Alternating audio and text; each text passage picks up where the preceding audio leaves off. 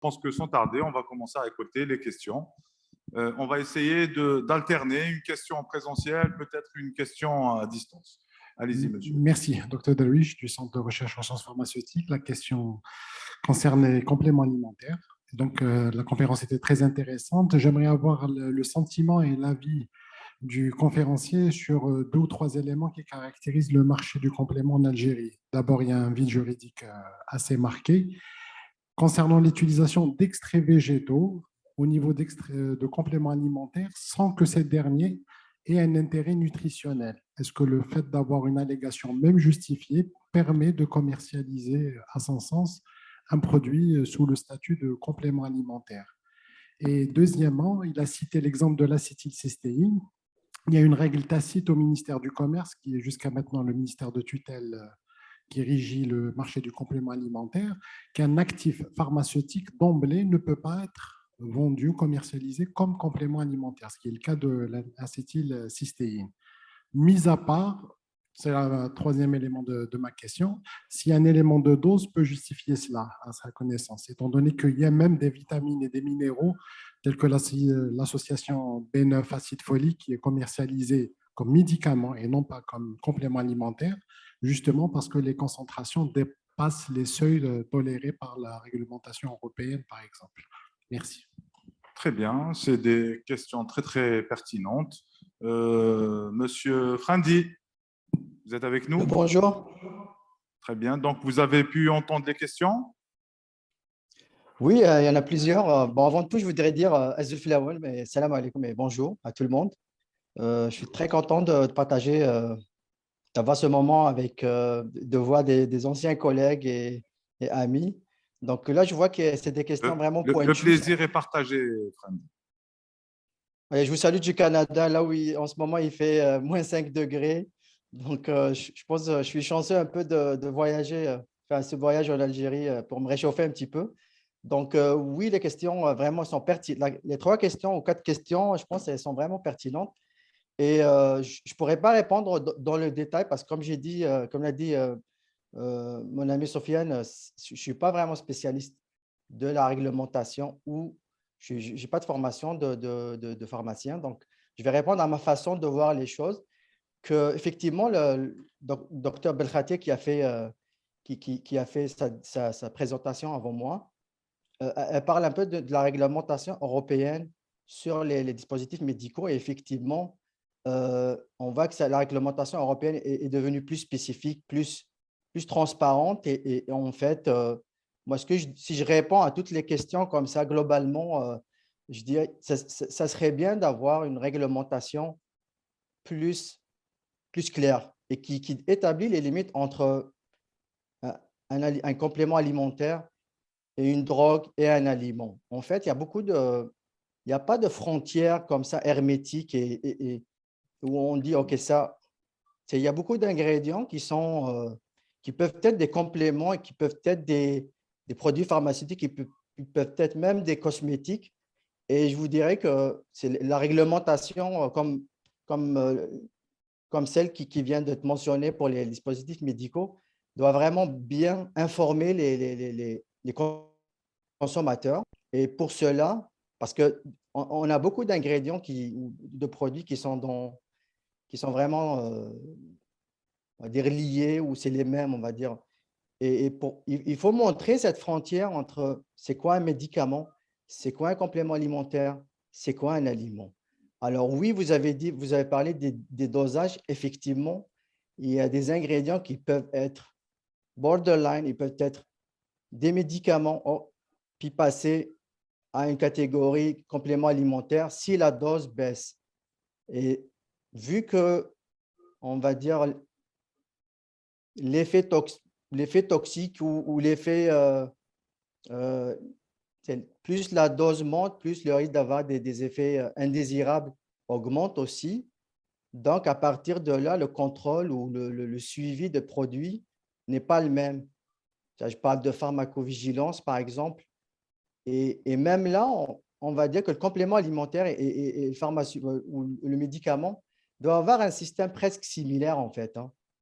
Alors, ce qui concerne, par exemple, la pharmacovigilance, c'est que, par exemple, au Canada, il y a un système qu'on appelle Canada Vigilance et qui permet aux citoyens, aux consommateurs de voir, par exemple, c'est quoi de faire des déclarations de réactions indésirables et que ce soit pour des compléments alimentaires, que ce soit pour des médicaments. Et à partir de là, Santé Canada, elle a ces données, puis elle peut évaluer si, par exemple, il y a un élément, un produit, OK, qu'on voit, je veux dire, n'importe quel ingrédient, qu'on voit qu'il y a une tendance, qu'il y a une augmentation des effets indésirables et que ces effets indésirables deviennent de plus en plus critiques. Un ingrédient peut passer d'une catégorie d'aliments alimentaires à catégorie produits pharmaceutiques. Je n'ai pas d'exemple, là, je vous dis juste ça comme ça, mais c'est juste un peu, excusez-moi d'être un peu général, comme je vous ai dit, je ne suis pas spécialiste, mais de vous montrer un peu ma façon de voir la réglementation que je vois au quotidien dans mon travail, que faut vraiment, une réglementation doit être claire, simple pour l'industriel et aussi pour le consommateur et aussi pour les spécialistes. Et comme l'a mentionné le Dr Belkhatir tout à l'heure, et comme une base de données sur les ingrédients, puis une transparence sur qu'est-ce qui est mis sur le marché, c'est qui les opérateurs qui gèrent ce dispositif, par exemple, ou ce complément alimentaire. C'est quelque chose qui peut aider le consommateur. Donc, juste pour conclure, en fait, les compléments alimentaires ou les produits pharmaceutiques sont vendus au Canada et un peu dans les pays développés, sont vendus dans des pharmacies côte à côte comme ça. Vous pouvez avoir un médicament, un produit, un complément alimentaire et un cosmétique côte à côte. Et c'est très, très important de mettre une réglementation que le consommateur lambda, quand il vient, il voit comme ça dans les commerces 3 produits, il peut reconnaître et où le médicament, où le complément et où le cosmétique, parce que des fois, le nom est le même. Et on ne sait pas lequel est quoi et qui est efficace plus que l'autre. Je vous remercie, Monsieur Franzi, pour vos éclaircissements. Donc, avant de passer à une autre question, je pense que je vais passer la parole docteur. Allez-y. En ce qui concerne les compléments alimentaires, il y a des arrêtés qui seront en cours. Ils sont en cours de préparation. Prochainement, ils seront. En fait, c'est encore secret, c'est ça? Ben, on espère, mais moi, je vais peut-être rajouter mon petit grain de sel. Donc, par rapport à vos questions qui sont très pertinentes, on a des exemples en Algérie déjà de produits qui sont des médicaments, qui sont des compléments alimentaires et qui sont dans le cosmétique. Si je vous parle de la vitamine C, vitamine E, ils sont dans les 3 catégories. Ils se vendent en pharmacie dans les 3 catégories. Donc, ça existe et ça existe actuellement à des doses égales. Donc, on attend cette réglementation avec impatience. Oui. Je pense, s'il vous plaît, on va essayer de lire la question. Donc, c'est pour le professeur Nebchi. Bon, oui. Oui. Donc, est-ce les locaux de fabrication, donc des DM, doivent être réglementés en termes de monitoring en température et humidité? Et est-ce que les tests de comptage particulière dans les locaux sont exigés?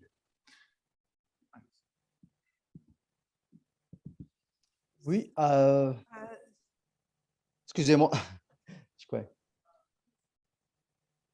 Si je peux répondre à cette question, je pense que oui, les cours de fabrication d'EDM, comme c'est des produits destinés à des fins médicales, ils doivent être réglementés comme les médicaments. C'est à peu près la même chose.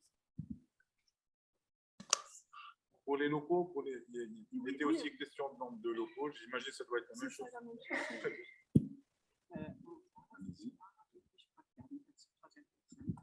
Allez-y. Allez-y. Ah, d'accord. Oui. Oui, bonjour, donc, docteur Jawed, professeur en cosmétologie. Donc, j'ai quelques précisions après une question destinée je profite, professeur Head, chef département de pharmacie, qu'il est là. Je vais lui poser une question aussi, dans ce sens. pour moi, la réglementation, elle est claire hein, en Algérie, en Europe, au Japon, aux États-Unis. C'est-à-dire que toute fabrication de n'importe quel produit est préalable à une autorisation, dépend de la ministère de la Santé ou bien le DCP, donc le ministère de Commerce. Sauf qu'en Algérie, un peu de l'ambiguïté parce que, justement, la question pour professeur Hedef, l'absence totale on va dire, une spécialité dans ce genre de...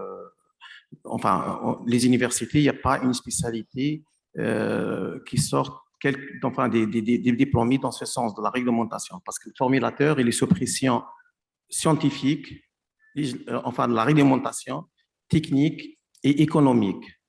Donc, est-ce qu'on envisage une spécialité dans ce genre? Sinon, au niveau de la réglementation, au cosmétique, aux médicaments, la différence en médicaments, donc tolérance zéro, enfin en cosmétique, tolérance zéro. Par contre, en médicaments, c'est des effets secondaires qu'on peut le tolérer. Donc, c'est la différence sur la réglementation.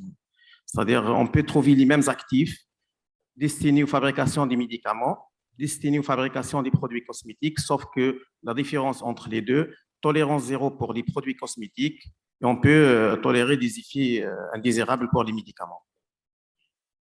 La réglementation, donc, elle est bien, on va dire, elle est bien claire. Hein.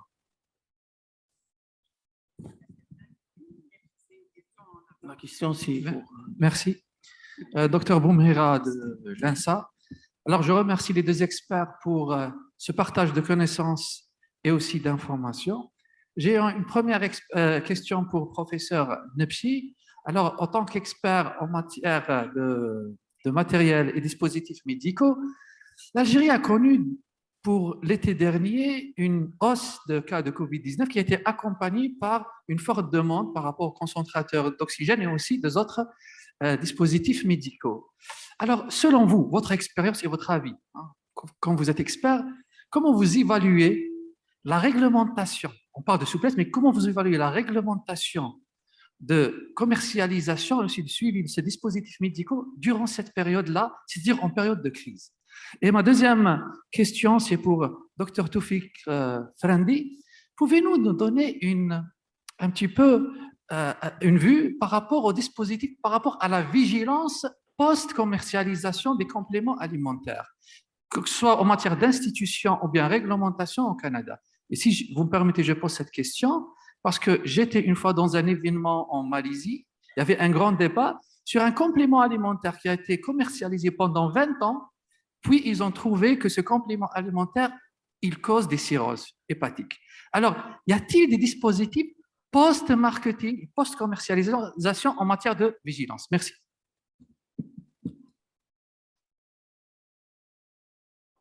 En ce qui concerne la réglementation, je vous rappelle que la réglementation algérienne, en ce qui concerne les dispositifs médicaux, l'apparition du premier décret, c'était le 22 novembre 2020. Donc, c'est une réglementation récente.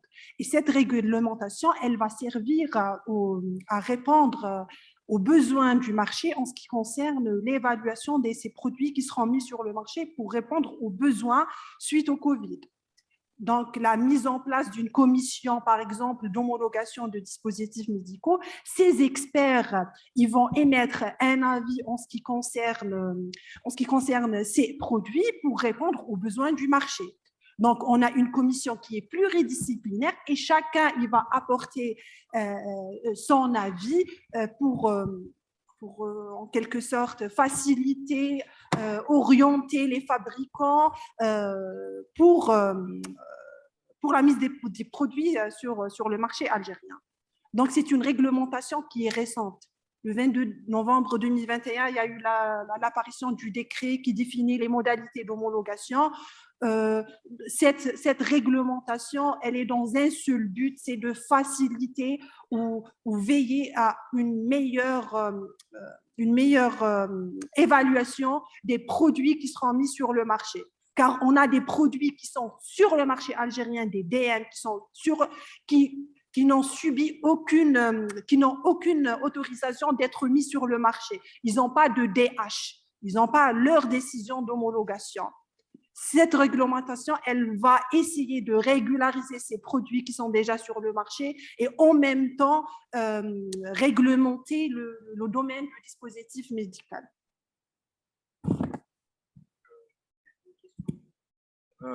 Docteur Frandi, Ok. donc je pense que vous avez entendu la question. Puisqu'on vous Absolument. a sous la main, je vous rajoute aussi une question Ok. qui me taraude un petit peu depuis par rapport aux compléments alimentaires. Donc, moi, je vais elle est un petit peu basique. Donc, à votre avis, quelles seraient les orientations? Donc, c'est un complément en fait de la question de notre collègue. Quelles seraient les orientations? Si vous avez des conseils à nous donner, quelles seraient les orientations que nous devrions prendre pour réglementer probablement les compléments alimentaires en Algérie? Donc, d'après votre expérience, d'après ce qui se fait chez vous actuellement, quelles sont les orientations, les premières étapes? Allez-y. Ok, donc il y a deux questions. Avant de répondre aux deux questions, je dirais j'ai vraiment pas l'expertise, j'ai pas la prétention de donner une leçon ou montrer aux Algériens ou à nos experts comment faire la réglementation. Néanmoins, en tant que citoyen algérien aussi, avec ma vision, mon expérience, je vais juste donner un peu ma vision des choses pour que le citoyen algérien soit mieux informé, avec la même qualité que les autres citoyens du monde. Oui, donc pour répondre à la première question, les médicaments, la réglementation sur les compléments alimentaires, ou au Canada, on appelle ça les produits de santé naturelle ou Natural Health Product. En fait, c'est presque la même réglementation que pour les médicaments. À part quelques petits détails, des détails très importants quand même, mais quelques points importants où on voit une différence entre les médicaments et les compléments alimentaires, tout le reste est pareil. C'est presque pareil. Alors, si je reviens à la pharmacovigilance n'est pas exigée de la même façon que pour les médicaments, mais il y a un suivi de ça. C'est-à-dire que l'opérateur économique est obligé de faire un rapport de synthèse annuel sur son rapport, son évaluation sur les effets indésirables déclarés déclarés à l'industriel ou par les consommateurs. Donc, tous les consommateurs font des plaintes, ils posent des plaintes et déclarent les effets indésirables. Et il est obligé de faire un rapport de synthèse. Et ça, c'est, on va dire, sur le plan annuel. Et toutes les plaintes aussi, surtout les plaintes critiques qui nécessitent une hospitalisation ou les effets indésirables inattendus, même sans hospitalisation, sont obligés d'être déclarés à Santé Canada. Ça, je parle des compléments alimentaires. Donc, Santé Canada, après, elle reçoit toutes ces plaintes, toutes des déclarations qui viennent des consommateurs ou qui viennent des spécialistes de la santé ou qui viennent des industriels. Et en compilant tout ça, effectivement, il y a des fois des produits on pourrait voir à partir de certains moments, Santé Canada émettre un avis en warning comme ça pour mettre à l'étiquette. Donc, OK, à partir d'une certaine période, tel ingrédient, on va dire aux opérateurs de mettre sur leurs étiquettes ou que tel ingrédient, il faut consulter un médecin avant de le prendre. Ou par exemple, cet ingrédient, pour une personne ou une femme enceinte ne doit pas le prendre, ou des choses comme ça. Donc, on voit qu'il y a un impact quand même il y a une pharmacovigilance et il y a un impact sur la santé du consommateur et sur les risques. Donc, un produit aussi, des fois, peut être un complément alimentaire et être retiré de cette liste et devenir un médicament. Je n'ai pas un exemple en tête, mais j'en ai entendu plusieurs. Donc, oui, ça, j'espère que j'ai répondu à la première question. Ensuite, pour la deuxième question, moi, je dirais que chaque pays doit faire une réglementation qui lui convient le mieux. Et on voit actuellement qu'il y a des exemples concrets qui sont intéressants. L'exemple français ou européen, où on voit vraiment qu'il définit le complément alimentaire comme un aliment. Néanmoins, il le gère quand même comme une sorte de un process flow comme ça de gestion qui ressemble à celui des médicaments avec une évaluation, une mise sur le marché, qui n'est pas très poussé, qui est plus déclaratif, mais c'est intéressant aussi à mettre ce genre de truc, ce genre de réglementation. Mais on voit de l'autre côté de l'Atlantique que la réglementation est plus poussée, on va dire, parce que ça dépend le marché. Si vous allez sur le marché américain où les volumes de vente sont très, très importants, là, c'est des millions des milliards, on va dire, de volumes de vente et tout ça. Et l'impact peut être vraiment très important. Les gens consomment beaucoup ce genre de produits. Et si une réglementation est floue, comme le mentionnait tout à l'heure Dr Belkhatir, si on laisse des vides dans la réglementation, il peut y avoir après des scandales ou des problèmes de confiance après, de transparence et de confiance. Et puis c'est très important de mettre en place une réglementation pour éclairer le consommateur. Donc, n'importe quel exemple de ces modèles serait bon. Je dirais aussi c'est au Canada, il y a une réglementation qui est très transparente. Donc, il serait bien d'avoir comme un ministère ou comme une direction spécifique. On ne va pas donner ça à la direction, par exemple, de tel ministère sur les fraudes et tout ça, puis, alors que c'est un gros dossier. C'est quelque chose qui est très, très scientifique, qui ressemble beaucoup aux médicaments avec des effets indésirables et un impact sur la santé. Donc, ce serait vraiment d'avoir une direction avec des gens spécialisés, des scientifiques et des gens qui ont du vécu sur ce genre de choses et avoir de la transparence, une base de données, comme l'a mentionné aussi tout à l'heure Dr Belkhatir, au Canada, il y a une base de données très transparente. On sait qui fabrique quoi, on sait tel ingrédient, on a des monographies de chaque ingrédient, on sait ça, qu'est-ce qu'il y a dedans. Les gens, des fois, ils nous posent des questions je veux dire, pour moi, les consommateurs font des plaintes et ils me posent des questions incroyablement précises comme des spécialistes. Et ça, je veux dire, ça dépend du marché. Et le but de la réglementation, c'est de permettre des règles que les gens soient bien informés, qu'il n'y a pas de fraude et que l'industrie aussi se développe parce que mettre une réglementation très, très rigide ou très difficile, elle va empêcher, elle ne va pas aider à développer cette industrie. Et je vous dirais que, pour finir, excusez-moi, je suis un peu long, mais ça, c'est les compléments alimentaires après la COVID, même avant, mais avec la COVID, les marchés ont augmenté d'une façon extraordinairement, c'est exponentiel les ventes qui se font actuellement. Et alors, il faut être proactif et avoir une réglementation qui protège le consommateur. Merci. Docteur Fatmi, Merci. je donne la parole à professeur Zebish pour répondre à la question de Dr Jawed. Très bien. Merci beaucoup pour ces présentations. Je me présente, je suis professeur Zebish, toxicologue, la faculté de pharmacie d'Alger. Je voulais juste intervenir par rapport aux 3 points.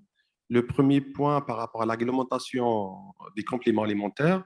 Je tiens à vous informer qu'il y a un travail en cours. D'ailleurs, ça a commencé le mois de décembre pour une ébauche de réglementation qui regroupe plusieurs secteurs, plusieurs ministères dans notre pays, même les associations de protection de consommateurs. Il y a un travail en cours et des réunions, je pense aujourd'hui, il y a une réunion pour ça aussi. Le deuxième point, c'est par rapport à mon collègue qui a parlé un peu sur les produits cosmétiques. En Algérie, il y a une réglementation pour les produits cosmétiques. D'ailleurs, il y a plusieurs décrets qui parlent sur les produits cosmétiques et d'hygiène corporelle. Qui fabrique quoi, comment et les exigences. C'est vrai, c'est sous tutelle du ministère du Commerce, mais en parallèle de ce texte, il y a une commission interministérielle où le ministère de la Santé, il siège de droit, il donne un avis sur le profil de sécurité, surtout parce que quand il y a un produit cosmétique, on s'intéresse beaucoup plus à le produit de sécurité. Après l'efficacité, on laisse aux consommateurs de l'apprécier. Mais beaucoup plus, il y a une exigence dans le texte pour le profil de sécurité des produits cosmétiques. C'est une réglementation qui existe, mais qui a besoin d'être améliorée en allant vers les nouvelles tendances des produits cosmétiques. Surtout maintenant, on parle de nanomatériaux et tout. Ça demande de l'amélioration, mais on ne peut pas nier qu'il y a une absence d'une réglementation des produits cosmétiques. Et à chaque produit mis sur le marché, un produit cosmétique et d'hygiène corporelle, il est étudié par une commission interministérielle et on évalue produit par produit sur la composition, l'étiquetage et surtout la sécurité. Et quant à la formation par rapport aux pharmaciens, il n'y a pas un module de cosmétologie étudié par le pharmacien, quoique il y a certains cours enseignés un peu séparément en toxicologie, en pharmacie galénique, je sais pas, il y a un autre module qui est un peu étudie légèrement les produits cosmétiques. Maintenant, l'avantage qu'on a, et alhamdoulilah, on a la faculté de pharmacie avec ces deux départements de pharmacie et pharmacie industrielle. Maintenant, on peut s'ouvrir à de nouvelles formations pour le pharmacien, sachant que dans le texte algérien, le pharmacien, il figure parmi la liste des catégories qui peuvent passer à la fabrication, parce que la fabrication des produits cosmétiques en Algérie, les profils des fabricants et des directeurs techniques sont spécifiés dans le texte et il figure le pharmacien dedans. Donc, je pense que c'est une perspective de lancer une formation spécialisée pour les produits cosmétiques et aussi, pourquoi pas, les compléments alimentaires sous une forme par la faculté, les différents départements de pharmacie. Merci. Merci, professeur. Je donnerai pour finir la parole à Dr Chariat qui va intervenir. Merci. Je me présente, je suis Dr Chariat, donc je suis expert dans les installations de production des produits pharmaceutiques.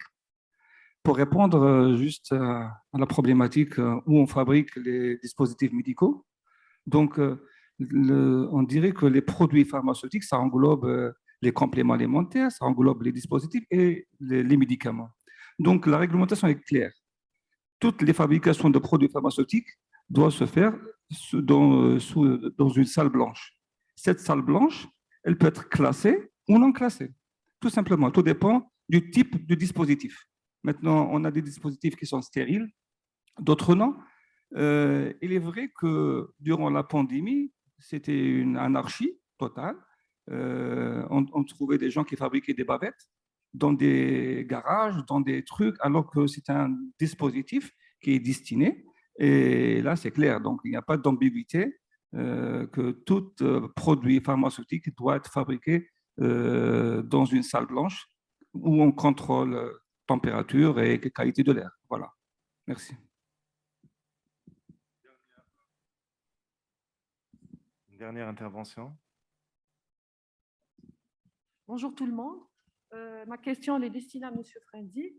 Y a-t-il une exigence au Canada qui exige de faire des études de stabilité ainsi que des validations process et validations nettoyage pour les compléments alimentaires? Merci. Je vous remercie pour cette excellente question. Effectivement, ça c'est que je disais tout à l'heure, la frontière entre la frontière réglementaire cette fois-ci, entre les compléments alimentaires ou les produits de santé naturelle, comme on les appelle ici, et les médicaments, c'est ça, exactement, un point là à peu près. Bon, c'est deux points, les deux premiers points, on va dire. Pour les compléments alimentaires, il faut des études de stabilité, mais on n'est pas obligé de les faire sous la forme ICH, quoi. Donc, évaluer dépendance ou faire ça sur le long terme, et c'est quelque chose qui n'est pas exigé. On exige seulement d'avoir que l'opérateur prouve que le produit garde la même, on va dire, pureté et efficacité et teneur à la date d'expiration. Donc, ça, c'est pour la stabilité. Pour la validation aussi, il n'y a pas d'indication qu'il faut valider. C'est juste dit qu'il faut, par exemple, pour les méthodes analytiques ou les analyses, il faut tester un complément alimentaire. Il faut prouver il faut être précis. Il faut prouver avec précision que tel produit contient tel ingrédient comme allégué sur l'étiquette. Pour la validation nettoyage, Donc, ça rentre un peu dans la validation aussi. Même chose, il n'est pas exigé. Donc, la validation, ce n'est pas une exigence réglementaire pour les compléments alimentaires. Donc, mais je vous explique un petit peu pourquoi ça se fait pas, ce n'est pas indiqué clairement dans le règlement. Effectivement, au Canada, le tissu industriel, contrairement aux États-Unis, c'est constitué essentiellement de petites, je dirais même des fois de toutes petites entreprises, donc toutes petites, moyennes entreprises.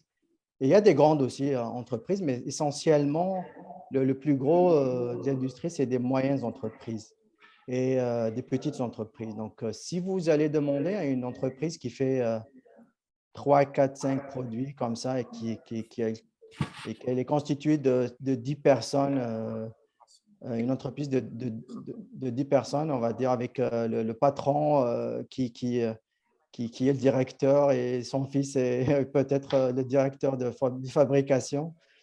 Donc, c'est les moyens, c'est une question de moyens. Excusez-moi si je peux résumer ça. On ne peut pas demander à une compagnie qui n'a pas beaucoup de moyens de faire des validations qui coûtent trop cher. Donc, je dirais ça, personnellement, moi, je trouve que c'est là où il y a la zone grise où c'est difficile un peu aux régulateurs d'obliger de mettre des règlements très, très stricts parce que sinon, là, il y a une grosse partie de cette industrie qui pourrait disparaître. Et il y a aussi les lobbies qui sont derrière, qui veulent que leur industrie continue, qui mettent pression sur les régulateurs, sur les parlementaires. Donc, mais je vous dirais, on arrive un petit peu en ce moment avec la COVID aussi à la limite de cette démarche, de cette vision de laisser les opérateurs se réguler puis être avec leur bonne foi, qui est bonne en fait en général, mais récemment, Santé Canada, dans ces dernières années, a procédé à des audits. Excusez-moi, je n'ai pas mentionné ça, mais l'audit aussi, c'est quelque chose qui manque. Donc, Santé Canada n'audite pas sur le on-site, comme on dit, sur les sites de production. Elle n'audite pas les bonnes pratiques de fabrication. Et récemment, ils ont fait un projet pilote et ils ont audité, ils ont trouvé beaucoup d'écarts et même des écarts critiques. Et là, il y a un projet pilote aussi qui a commencé à faire des audits ciblés. Et il y a un projet même de rendre ça de généraliser ça, de le faire de façon fréquente. Donc, il y a quelque chose qui s'en va dans ce sens-là pour réglementer, pour probablement ajouter des choses comme la validation et la stabilité. Merci, Docteur Taoufir Kandi, pour vos réponses, en tout cas, et le riche débat qui s'en est découlé. Donc, nous arrivons à la fin de cette séance. Nous remercions donc les deux communicants. Nous remercions aussi tous ceux qui ont posé des questions et il y a eu quand même autour un débat, notamment entre les pharmaciens. C'était très enrichissant.